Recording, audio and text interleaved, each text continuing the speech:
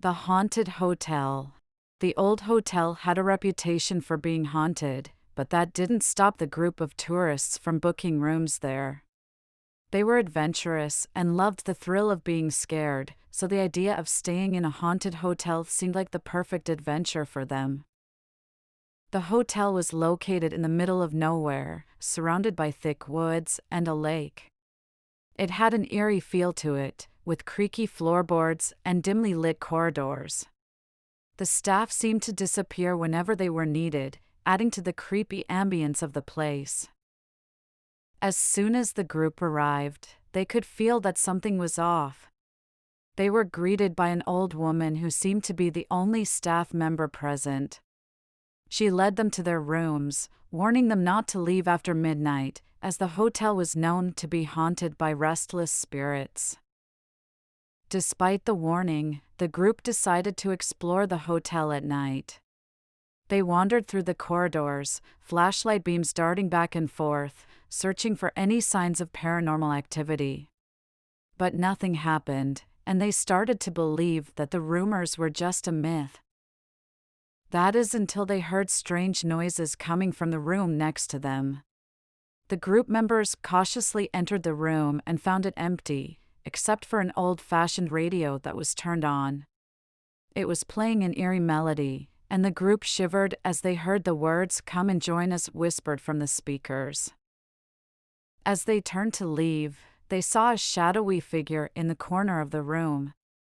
It seemed to be a woman dressed in a Victorian-era gown, her hair covering her face.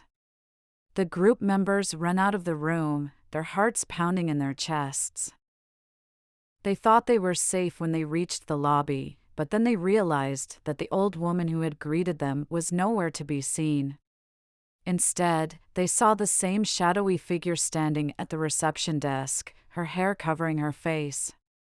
The group members froze in fear as they watched her slowly turn to face them. The woman's face was twisted and distorted, her eyes sunken and black as coal.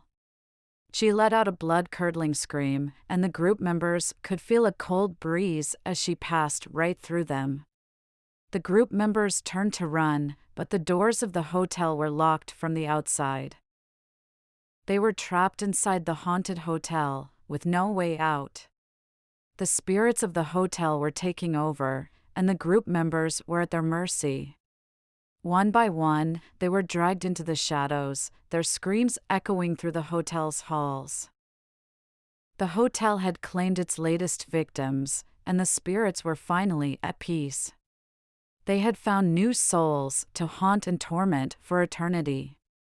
The haunted hotel remained open for business, but only to those brave enough to enter its cursed walls. Lila and John had been trying to have a baby for years, and finally, their dream came true. They welcomed a beautiful baby girl into the world, and their lives were filled with joy and happiness. But that joy quickly turned to terror when they realized their baby had been replaced by a changeling.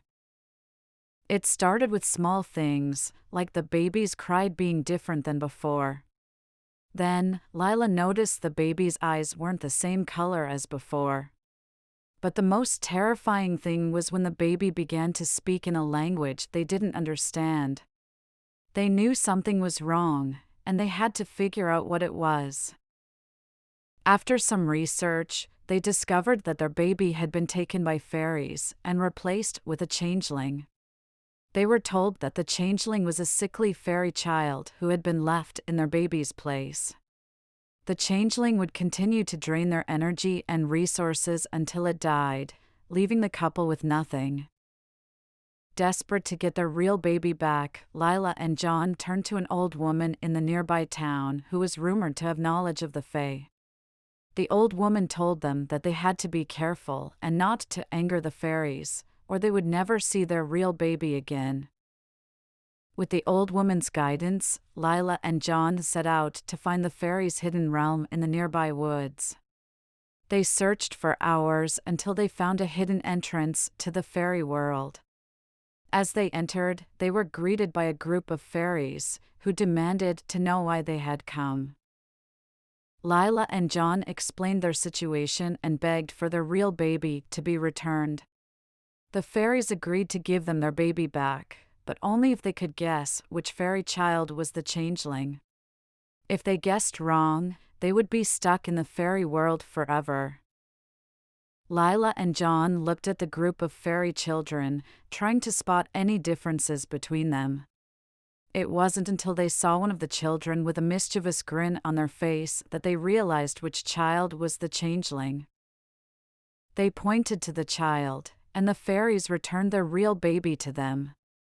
They quickly left the fairy world, grateful to have their child back. However, as they left, they couldn't help but wonder what kind of life the changeling would have now that it had been discovered. From that day forward, Lila and John knew that they couldn't take anything for granted. They were grateful to have their real baby back, but they also knew that the world was full of hidden dangers, waiting to strike when they least expected it.